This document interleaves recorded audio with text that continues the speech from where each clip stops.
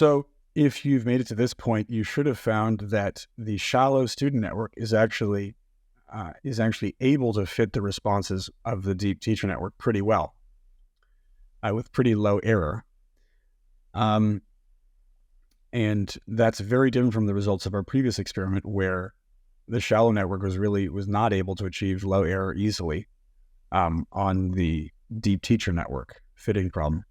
So what gives? Why did changing the variance of the randomly initialized weights for the teacher network, why did that make it easier? Well, this connects to this very interesting idea about how deep neural networks can be thought of in some regimes as chaotic dynamical systems. Each layer can be thought of as a step of a dynamical system, transform, transform, transform.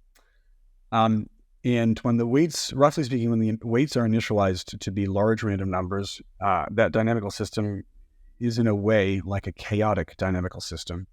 And this sort of repeatedly folds and stretches the input data in a way that makes sort of the final transformation from beginning to end, the complete transformation, a very complicated function, difficult to fit for a shallow network.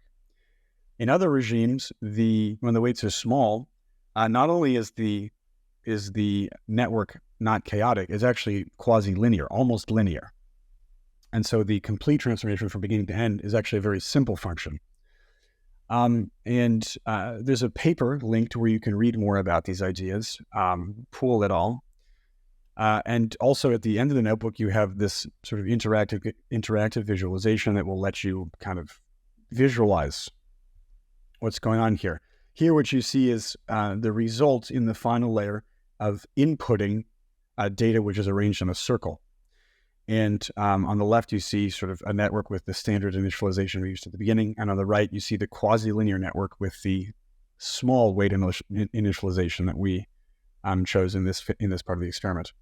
At layer 0, you see that there's sort of little change, but using this slider, you can sort of explore what the data looks like at later layers. And you can see as you progress, as you go deeper and deeper into the network, the quasi-linear network hardly transforms the data at all. In fact, it's almost doing a linear transformation, which will take that circle and just kind of stretch and reorient it. But the standard net keeps kind of folding and kneading the data and creating what you could call this very complex function of the input data.